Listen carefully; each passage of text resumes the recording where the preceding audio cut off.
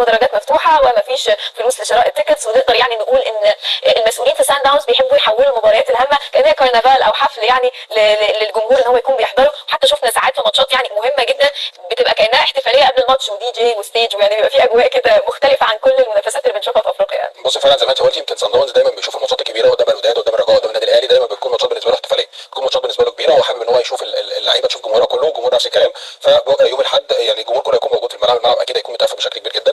يمكن 3 العصر دي دايما بتبقى في صالح اكيد فريق سان داونز، يمكن سان داونز بيعرف يلعب في الجو ده جدا. يمكن اخر مره في مباراه النادي الاهلي يمكن الجو كان في صالح النادي الاهلي شويه، يمكن الاجواء والجو ما كانش حر ما كانش شمس، فكان ده في صالح النادي الاهلي. عكس كذا سنه قبل كده يمكن كان الجو بيبقى مشمس جدا جدا على اللاعبين. اعتقد في مباراه الوداد ممكن يكون الجو مقارب للي حصل في مباراه النادي الاهلي، فاعتقد ممكن تكون قصه الشمس او قصه الاجواء ما تكونش مؤثره على فريق الوداد. ولكن في نقطه مهمه جدا، وهو نقطه ان الوداد رايح متسلح اكيد بالعامل النفسي. انت بتتكلمي على 3 مرات بيقصي فريق سان داونز، الفريق المميز. ويمكن سان داونز حتى النسخه دي مش هي الافضل بالنسبه ل 2019، مش بالنسبه للافضل 2017. يمكن 2019 و17 كان سان داونز اقوى بشكل كبير جدا من الفتره الحاليه.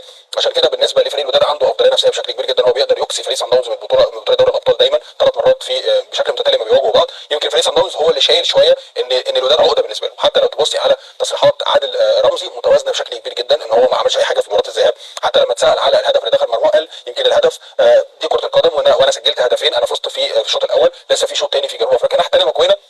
يمكن على الرغم ان طول البطوله كان ليه بعض التصريحات بغرور الى حد كبير، وان هو شايف ان فريقه كده الافضل في القاره، وده حقه بشكل برضه مميز جدا. هو شايف ان فرقته جامده جدا، فرقته فعلا حقيقه عندها مقومات البطوله. ولكن دايما الماتشات الكبيره وماتشات النهائيه بتحسبها تفاصيل صغيره جدا. يمكن الوداد اعتقد في مباراه الاياب عنده الفرصه الاكبر والافضليه الاكبر رغم وجود الجماهير ورغم وجود فريق سان داونز بكامل عدد نجومه. ولكن فريق الوداد هيركز على تفاصيل صغيره جدا. يمكن مهاب بيتكلم على قصه الضغط العالي في مباراه الذهاب، اعتقد فريق الوداد مش هيضغط عالي تماما في مباراه الاياب، كل ضغطه هيكون من وسط الملعب. اعتقد حته يحيى جبران هيتم في الملعب، هيلعب انس سرحات اللي سجل الهدف الثاني في مباراه الذهاب. يمكن منتصر اللي هيأثر بشكل كبير جدا، لان الشوط الاول اللي لعبه ده قدام سان داونز قدر خلاله يعمل 4 مراوغات، وده في لعيبه بتعملها طول البطوله كلها مهاب، يعني ان هو يعمل 4 مراوغات طول البطوله، هو 4 مراوغات على نفس اللاعب في شوط واحد، فمؤثره جدا.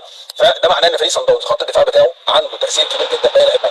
فلو حمد لو قدر ان هو يلعب بشكل كويس جدا وقدر ان هو يظهر بشكل كويس، اعتقد هيتعب فريق الوداد فريق سان داونز. اعتقد برضه عندك لعيب زي سامبو، اعتقد ممكن يشارك في المباراه بشكل اساسي زي ما نزل في مباراه الذهاب، اعتقد هو اللي هياخد مركز راس الحربه. اعتقد الوداد هيشتغل قوي قوي على ضغط نص الملعب، ان يخلي فريق سان داونز هو اللي عاوز يسجل. كمان ان فريق الوداد هيركز قوي على الكرات الثابته، لان ده هم متفوقين فيها بشكل كبير قوي. واظن ان الوداد ليه الافضليه، لان خلي بالك جماهير سان داونز مش الجماهير اللي هي زي جماهير الوداد. يعني ماتش الوداد وسان داونز في المغرب غير ماتش الوداد وسان داونز في جنوب افريقيا. الجماهير اللي بتحتاج للفوز بس والضغط الكبير قوي ده الوداد، وده في مصر وده في تونس. ولكن جماهير سان داونز لو حتى خسرانه في المباراه النهائيه بتبقى زعلانه، ولكن في نفس الوقت هم عارفين ان دي في الاخر كره قدم، احنا بنبقى عارفينها كره قدم، ولكن الزعل بيبقى زياده شويه. بيبقى في حرقه كده عند جمهور شمال افريقيا على فكره، يعني مش معنى ان المدرجات متقفله انه ان هو مؤثر، يعني بيتواصل بشكل كبير. لا يعني مركب محمد الخامس بالظبط بتقفيل الجمهور بقرب الجمهور اصلا من الملعب، دي برضه من عوامل الضغط الكبيره. غير كل الكلام ده بيبقى ضغط كبير جدا. عكس سان داونز، سان داونز يمكن بيدخلوا المباراه بعد ما بتبدا، يعني بحس ان الملعب نورمالي بعد ما بتبدا المباراه، فبيكون خلاص هي القصه كلها في حته ضغط الجماهير امتى، وهي اللعيبه نازله الاحماء، وهي اللعيبه لسه بتنزل تبص على الملعب عامل ازاي. يمكن فريق سان داونز كان مبهور قوي